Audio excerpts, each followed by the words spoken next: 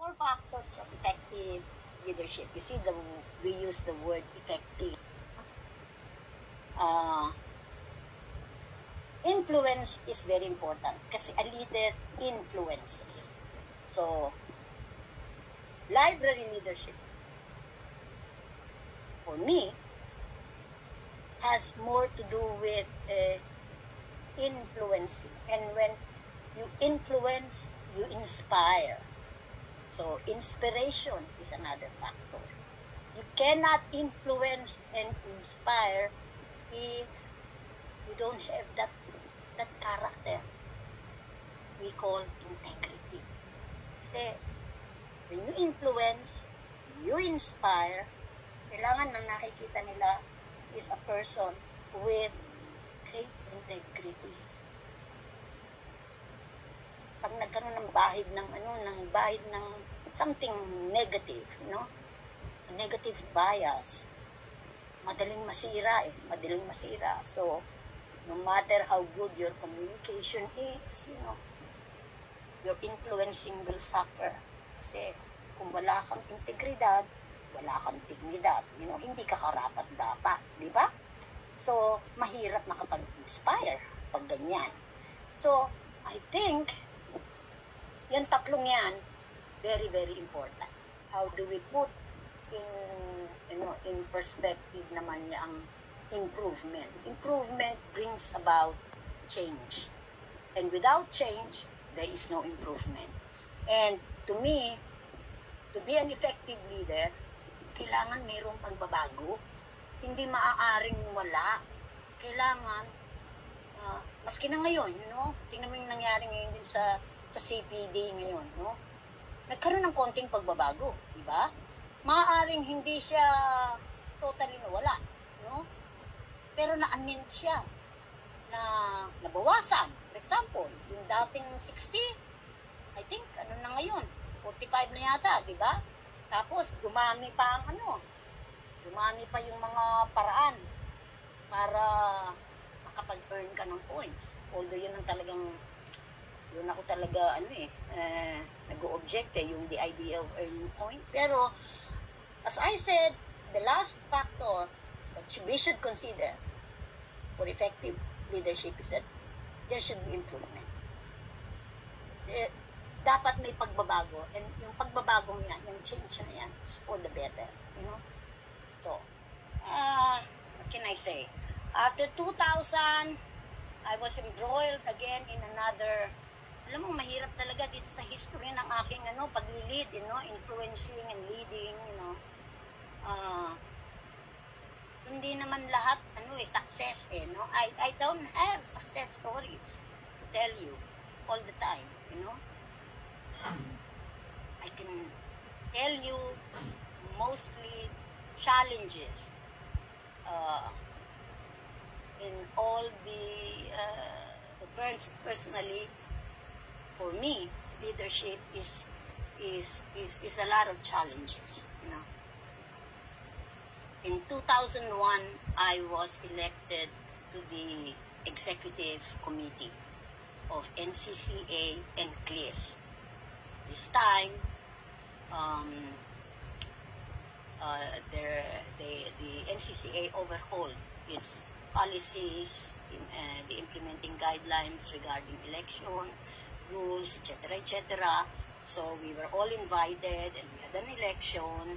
And then under the auspices of the executive administrator at the time, this is the national artist Virgilio Almario, At the time, we were elected. I was elected head of the Execom, and Mrs. Arlante was vice head. We had the National Library director then was Linciana Cruz. The PLAI president then was Fe Abileda Robles. The president of PAARL was 2001 was Maribeth Aguila. And then we had the directors also as members of the big guns, the libraries like UST, UE, Ateneo, etc. in our committee. Anyway, I was pitted against, you know who? Huh? Naging political talaga yung hindi appointment, yung election na yan.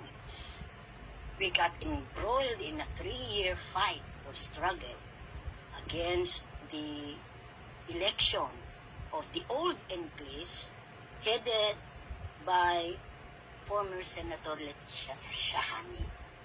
So imagine me being pitted against a politician, former Senator Shahani. So we were under the direction and guidance of the NCCA top administration. Then under Director Almario, and the commissioner was Jaime Laya. So we continued, no? We were being paid, kami ang nire-recognize. So yung committee namin ang nagmi-meeting, nag-workshop, nagpa-planning strategies, at nagpo-push for certain projects. And among the projects under my stewardship was a union catalog of local history materials on Region 1, Ilocandia. And then we had the acquisition of the Tanyada CD for distribution sa lahat ng public libraries, sponsored dyan ng NCCA Enclaves. We also completed the publication of the UST's catalog of rare books, project dyan ng UST. And then we had training modules on the teaching of library science. We conducted for ARL the summer conference on the role of libraries in the promotion of culture and arts. Fully funded yan ng NCCA Enclaves. Then we have also library heritage tours, mabentang-mabenta yan. We also had mga, what do you call this, I think it was also a PAAL-sponsored international training course on knowledge management and metadata that was conducted in 2002. And we also initiated the publication of library surveys. Hindi ko nga alam kung natapos to, Pero all of these were our projects during the time. Eventually, after a series of struggles, na-uphold yung election nila former Senator Shahani. So, pinabayaan silang umupo for the ending period of 2004, the last 3 months. Kasi may election na naman after that, sometime in May, nagkaroon na naman ng election. So, they sat as the NCCA Enclaves only the last 3 months of 2004. So, pero between 2001 hanggang 2004, January or February, we were the recognized NCCA Enclaves at the time. So you can see, sometimes you lose the battle, but definitely you win the war, right? That's one occasion where I can really, really congratulate myself and say, we may have lost the battle, but we won the war. Kasi in May of 2004, lahat ng na-elect sa Enclaves were all professional licensed librarians. We have discontinued the practice of the old composition of the NCCA Enclaves, where there is a mix of professional and non-professional, non-librarians, hindi lang non-professionals, non-librarians.